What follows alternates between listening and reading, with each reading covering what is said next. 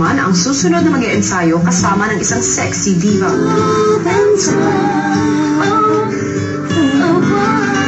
Hello. Hi. Nice to meet you. Sen. Hello. Surprise. So. You're familiar now with this. Oh yeah, I was able to listen to it. So hopefully I can be able to collaborate with this. Okay, sige.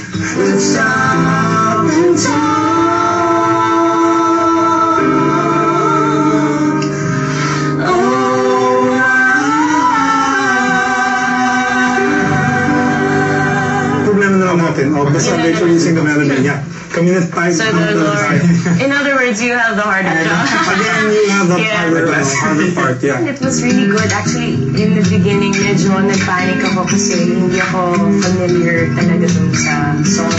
I mean, yung version na yun ni Gary V tsaka ni Kyla. So, nung una kong pinakinggan, sabi ko parang maraming mga boses-an, ganyan. And I was very, very surprised na napansin ko na nakuha agad ni Sen. Can we just stop and talk a while, get to know each other? Very light song. So, ang secret nga dun sa kanta na yon is to sing it lang talaga with a smile. So, the whole time naman tinitignan ko naman si Sen, parang ini-enjoy naman niya, nakasmile siya. Pagkatapos mag-ensayo, kinausap ni Sen si Teacher Monet tungkol sa kanyang kanta. I really, I also want to, really want to make the top 6. But I don't want, because, if you look at, compared to songs, I don't want to be, I think a lot of songs have energy. You know what I mean? Because sometimes the song first is so important.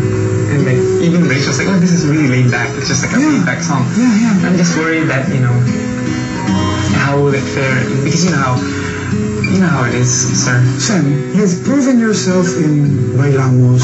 You've proven yourself in Yesterday. Based on the last one, your strengths is really this. One of your strengths is this. Singing in a context of a duet or a trio, or maybe even in a bigger group, diba?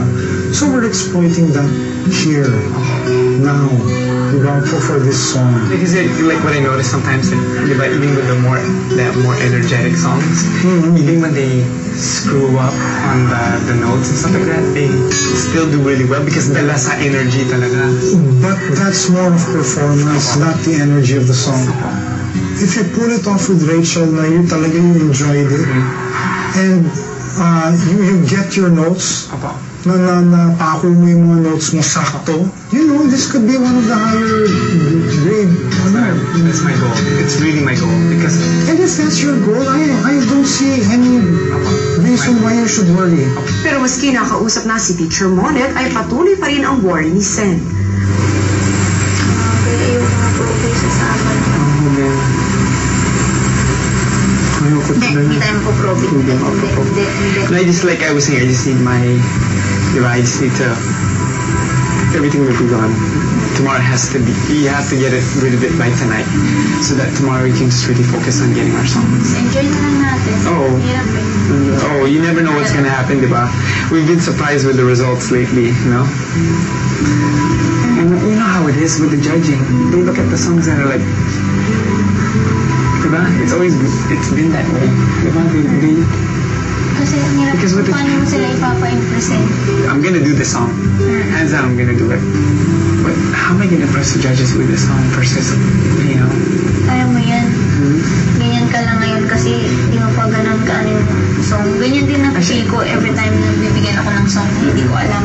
Habang nag-uusap sina Sen at Lizelle, ang dalawang prodies naman ay napag-usapan din ang kanilang sitwasyon. Well, the way I take it is that, of course, I think positive na it can be, like I told you, it could be a glorious story na parang, I was bottom. I was bottom so 5 times and I was bottom. And I was exposed to voting thrice. And yet I survived all that. I'm just making the most out of everything. This whole Me too. It only hit me now na parang, my God, this could be my last week here. I hope TV's ready. For me, parang, the fame isn't that important. It's more of getting to do what I love. I think I'd be happy just performing, people appreciating what I have to offer. that I have a venue for it. For me, it's really doing what I love. If I leave on Saturday, I'm not gonna cry. Me too. I know it. If I do. I know it too. I'm not gonna cry I'm not cry. whether I stay or I leave.